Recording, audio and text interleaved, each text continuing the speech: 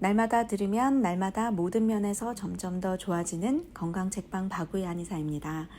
오늘 소개해드릴 책은 상상과 이미지요법으로 암을 줄어들게 만든 종양 방사선 의사 칼 사이먼튼 박사님의 심리요법을 박사님과 함께 일본에서 실행한 가와바타 노부코의 암은 답을 알고 있다입니다. 저자는 일본인이지만 칼 사이먼튼 박사님의 프로그램 내용입니다.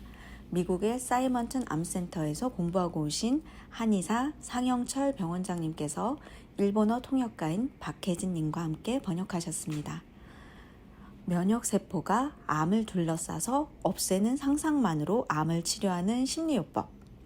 네, 이것이 바로 가와바타님이 처음 소개받은 칼 사이먼튼의 심리요법이었습니다.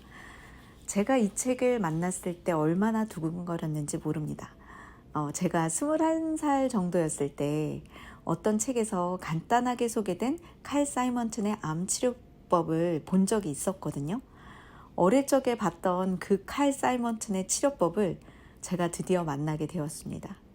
네, 서문에서 소개된 사이먼튼 요법의 3가지 핵심 이념은 첫 번째는 삶의 질을 높인다이고, 두 번째는 병의 진행에 차이를 만든다. 그리고 마지막은 죽음의 질을 높인다입니다. 그리고 사이먼튼 요법은 이론과 더불어 중요한 게 실습과 실행인데요. 9가지 주제를 다루고 있습니다. 첫째, 기쁨 리스트 작성. 둘째, 편견을 바꾸는 연습, 빌리프 워크. 네, 즉 건강한 신념을 새롭게 만드는 거죠. 셋째, 그림 그리기를 통한 치유 훈련, 이미지 워크. 네 번째, 스트레스의 패턴 확인과 병의 2차적 은혜에 대한 공감. 다섯째, 희망과 신뢰에 대한 확신과 안으로부터의 예지, 영성의 회복. 여섯째, 좋은 죽음과 좋은 삶의 문제, 사생관. 일곱 번째, 환자와 보호자 간의 대화법, 서포터 프로그램. 여덟 번째, 2년간 건강계획 세우기. 아홉 번째, 이완을 위한 차분한 실행, 명상법입니다. 네, 주제가 아주 기대되지 않나요? 네, 그래서 오늘은 첫 번째 장에 메신저로서의 암은 내 대답을 기다리고 있다와 기쁨 리스트 작성하는 방법을 소개해 드리겠습니다. 암 환우가 아니신 분들이라도 모든 아픔과 병은 동일하게 나에게 말을 걸고 있는 거라서 그 병에 대응을 해서 생각과 묵상을 해보시고 몸과 대화를 해보시고 사이먼튼 힐링 요법인 기쁨 리스트를 작성해 보시면 좋겠습니다. 네, 책 속으로 들어가 보겠습니다. 그냥 내버려 두기. 네, 우리들은 본질적으로 건강한 존재다. 여기선 건강의 본질에 대한 얘기를 합니다. 건강은 무엇이냐? 서양의학의 아버지인 히포크라테스는 자연에서 멀어지면 병에 가까워진다 라고 말했고, 그 말은 병에서 멀어지기 위해서는 자연, 즉 자신의 본성에 가까워져야 한다라는 의미다. WHO에서 밝힌 건강의 정의에는 건강이란 신체적인 부분뿐만 아니라 정신적, 심리적, 사회적, 영적인 부분까지 온전히 양호한 상태를 말한다.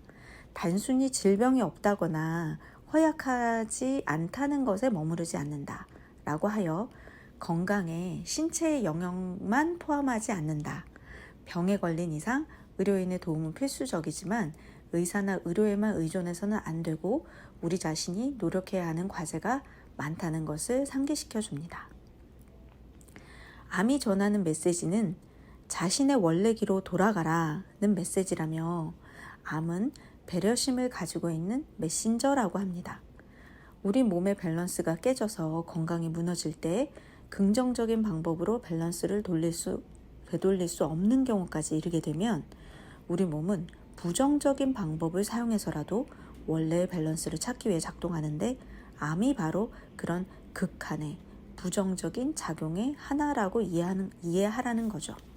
특히 암 환자분들의 경향성이, 참을성이 많고 모든 일을 끝까지 열심히 해내고자 하는 경우가 많기 때문에 몸이 보내오는 신호를 무시해버리는 경향이 있다고 합니다.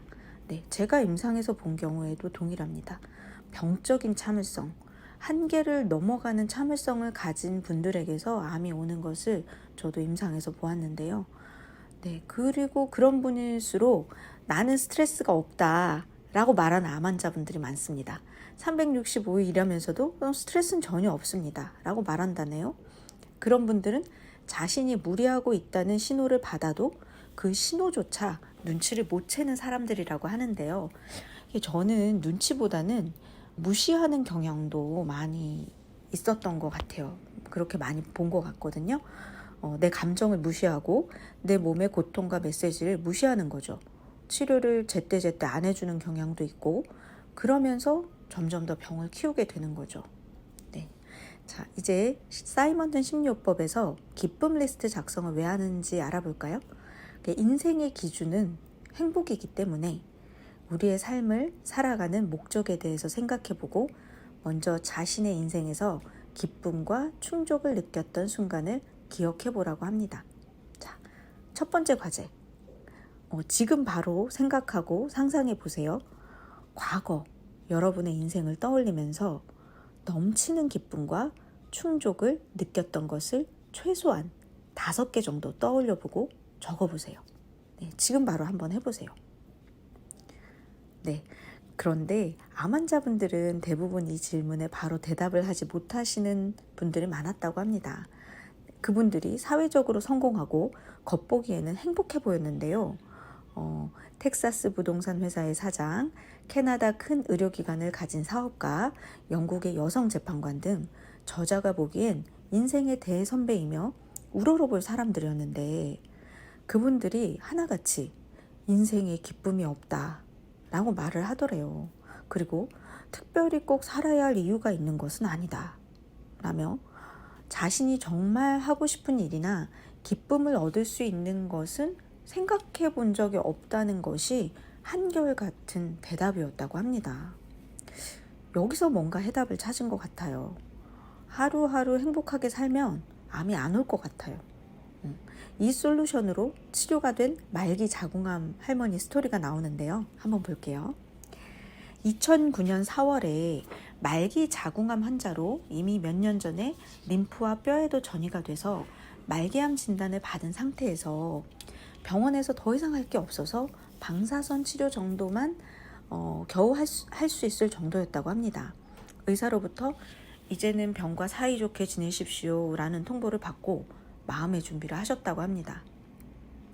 사이먼튼 요법을 알게 돼서 그 할머니는 노인네인 내가 이런 외국에서 들어온 요법이라는데 이해는 할 수 있을까 하는 불안한 마음으로 참가했다고 합니다.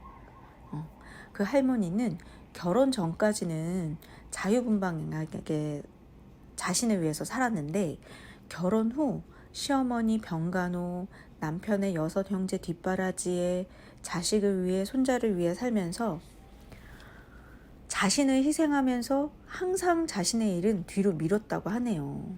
그러다 이 사이먼튼 요법을 여러 번 반복해서 실행하면서 결혼 후 처음으로 순수하게 자신을 위해 시간과 돈을 쓰기 시작했다고 합니다. 친구와 차 마시러 가자고 먼저 청하고, 노래방에서 노래도 부르고, 음식도 즐겁게 먹고, 몸과 마음이 기뻐하도록 날마다 기쁨이 가득한 삶으로 채워나갔다고 하시네요. 그리고 1년 후 몸 안에서 암이 없어졌다고 합니다. 현재 84세인 그녀는 언젠가는 죽음을 맞이하더라도 괜찮다는 생각으로 하루하루를 살아가는 것에 감사하며 지내고 있다고 합니다. 네, 이쯤 되면 사이먼튼 박사님이 궁금하시죠? 최초의 사이먼튼 요법의 환자 말기 인후암 마크레인을 소개하겠습니다. 네, 사이먼튼 박사님은 원래 종양 방사선과 의사였습니다. 병원에서 치료 중이었던 마크레인 환자에 대해서 선배 의사가 가망이 없다라고 말하는 것을 듣고 1971년에 사이먼튼 박사님은 처음으로 심리적 치료 개입을 시도해 보신 거죠. 왜냐하면 사이먼튼 박사님의 부인이 심리학자였거든요. 그랬는데 인후의 궤양이 치료하면서 하루가 다르게 건강해지고 점점 더 먹을 수 있게 되고 4주 후에 암이 없어졌다는 결과가 나오게 됐습니다. 마크레인은 낚시를 아주 좋아하는 사람이었는데 실제 낚시를 못하게 돼서 입원하면서 침대 위에 누워 자신이 낚시하고 있는 것을 날마다 상상했고, 커다란 물고기를 낚는 것도 상상하며 기쁨의 에너지를 날마다 만들어갔다고 합니다. 그리고 그 기쁨의 힘이 암을 없애버리는 상상으로까지 반복적으로 그렸다고 합니다. 그리고 방사선이 정상세포와 암세포를 구별해서 암세포에만 효과적으로 작용하고 있다는 생각을 해서 암은 없어지고 고선량의 방사선 치료를 했음에도 불구하고 그에게서는 어떤 부작용도 생기지 않았다고 합니다. 네, 자, 노트를 준비해 주세요. 자신의 인생에 기쁨을 주는 것, 깊은 충족감을 주는 것, 의미를 주는 것, 가슴 설레게 하는 것 등을 최소한 5개 이상 적어보세요. 내용은 더 많으면 많을수록 좋습니다. 기쁨 리스트를 실제로 작성해 보세요.